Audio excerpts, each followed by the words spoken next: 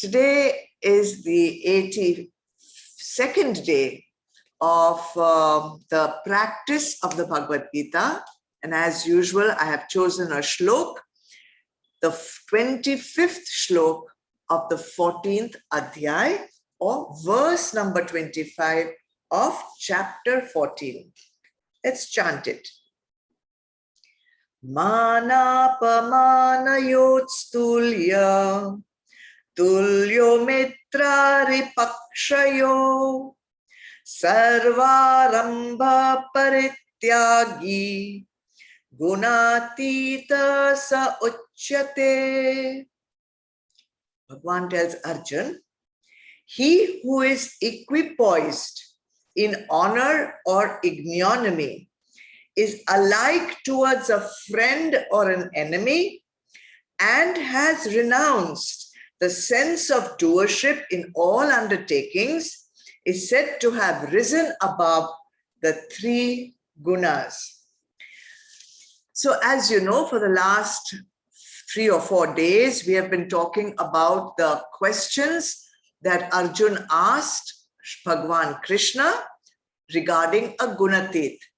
And Bhagavan has already given 6 Lakshans of the conduct of a Gunatit. How does a Gunatit conduct himself? Gunatit means the one who has mastered the gunas. Now in this shloka, there are 3 more gunas, 3 more Lakshans of a Gunatit that will bring the question of conduct of a Gunatit to its conclusion. So 3 more Lakshans today. The first one is the Gunatit is always equipoised in honor or in ignominy. Ignominy means shame. Unfortunately, in Sansar, we give a lot of importance to the result and especially to the successful result of any action. So when a person is successful for any action, we tend to reward them, we give them prizes, we give them awards, medals, we have big honoring ceremonies for them, and people have even begun to expect that. Unfortunately, when things don't go according to plan, things are not as great or successful as they are expected to be, then people tend to pass shameful comments on that person for no fault of theirs, actually. So they shame them, they dishonor them. Now this honoring and shaming is not a great action to be doing. And therefore we can understand it is the result of the wrong use of the intellect, right? Intellect is given to us to distinguish between Sat and Asat, not to shame people, right? So a Gunatit knows very well that a person's actions are based on his gunas. A person's action is not, the result is not always in his hands. A person can do his best and yet not be successful. So a Gunatit does not give too much importance to all this honoring and absolutely no importance at all to shaming. In fact, he stays far away from both these. And if he is honored or if he is shamed, he is totally equipoised in both receiving honor or in receiving shame. Now, how will we adapt that in our life? Of course, simple. You know you are Atma, so you be established in your true identity, and whatever is happening in Sansar, deal with it in whichever way is the need of the hour. If the need of the hour is to honor someone, honor them. If the need of the hour is to get honored, get honored. But know that this is all temporary and stay established in your true self.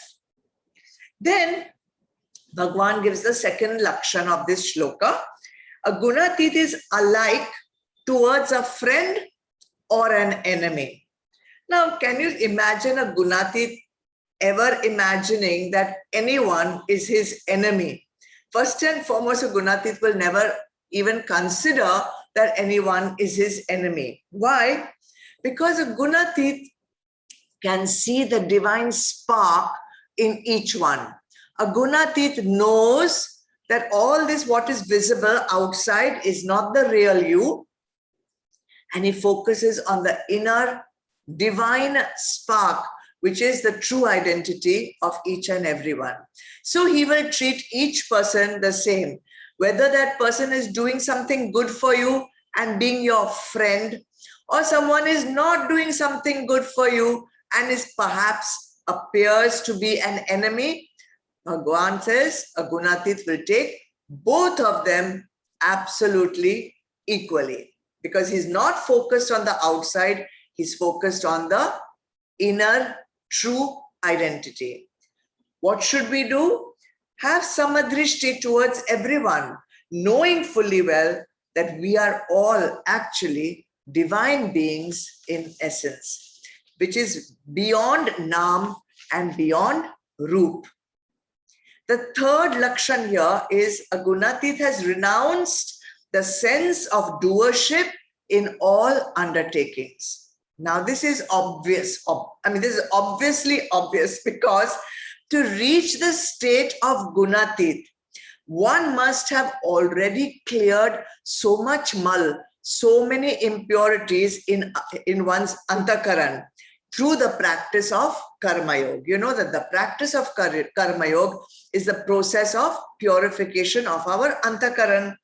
So if a person has mastered karma yoga, then he knows very well that he has to do all actions without karta bhav.